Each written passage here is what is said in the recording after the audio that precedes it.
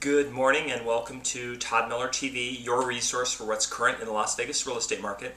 And question I get asked a lot is, what separates one real estate agent from another real estate agent? And typically when you're a consumer looking at agents, you have a whole bunch of factors that you look at. You look at maybe how long they've been in the business, or how many houses they've sold, or maybe you just look at their professional appearance and say, hey, this is somebody I want to work with or not. Sometimes it's just they connect better with you.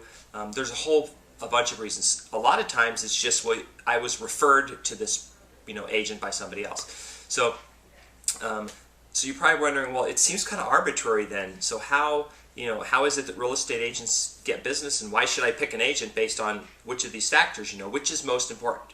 Well, it's very simple. Real estate agents are successful and are able to collectively do business for one reason only, and that's information. And it's simply that we have access to it, we have knowledge of it, we know and live this information, and we're able to provide that information in a very specific case on a very specific real estate transaction in order to maximize money for a seller or a buyer. So, given that, it makes sense the agent that you hire should be the one with the most information, the one who has the most knowledge. So how can you determine who has the most? Okay, well here's an easy way to determine who doesn't have the most information. You have a bunch of agents, they're going to come to your house and list your house, and an agent sits down and they whip out this binder and they're showing you their company and all their marketing, and they have color pictures and all that. What they're saying is, I don't have information, but this is what's important. I'm going to show you all this stuff and try to impress you with, pictures and things and all this other crazy stuff. Virtual tours and pictures and all that other stuff. Well, that's not what's important, because anybody can do that. And guess what? All those things that real estate agents show you that they do, for the most part, we all do. It's not a distinct factor. It's not a separate thing. Okay?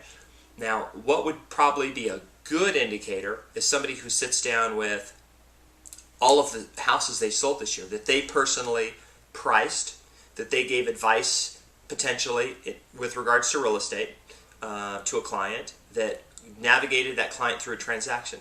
An agent like that is probably a good agent because they have information, clearly they've used it over and over and over, and somebody who can explain and put into words why a good strategy may be a way to go and another strategy may not be a way to go. So sometimes just by them, what they did. Now when they say, well, our team did this, well, you have to be careful, because sometimes they're on a team but they're not necessarily, they're using the team's numbers and their transactions, but they're not really the one with the information. Now they may have access to it, which could be good for you, but then again, it may not. So you're probably wondering, hey, wait a minute, Todd, I kind of am listening to what you're saying, and I'm thinking, but wait a minute, we're an information age. I have access to that same information that all real estate agents have access to.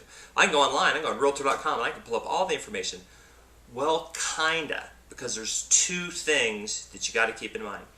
Number one is, real estate agents share the information through their MLSs to these outside providers, but they don't share everything.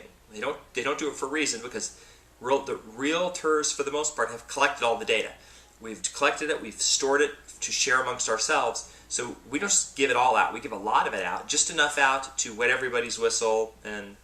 But real estate agents, for the most part, don't give out all the information. They always keep some critical thing back so they can have some negotiating power, some leverage, or something like that. Okay? All right.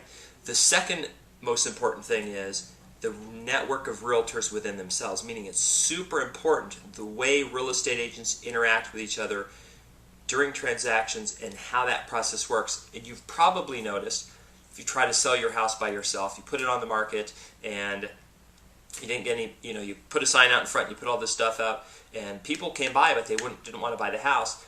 Then your real estate agent came by, put it in the MLS for the same price, and magically it sells. And you're pricing, well, they have access to the MLS and all such stuff. Well, guess what? You as a buyer, or you as a seller, have ability to hire these low-fee, flat-fee companies that for $300 will put in the MLS. Still doesn't improve your odds, even though you're now in the pool. Because what is really important is that interaction between agents. Another good way to pick that is who has a good what agent would have a good interaction with other agents? Be an agent who sold a lot of houses. Agent who sells lots of houses tend to be agents who have experience with other agents, good interaction with them. So my takeaway from this is that in my experience, real estate agents who have a lot of experience in numbers of transactions will tend to be a better agent, know more about the market, have the information, have better access and communication with other real estate agents, and that is a good, way to pick an agent. That's my update for today. Thank you very much. Bye.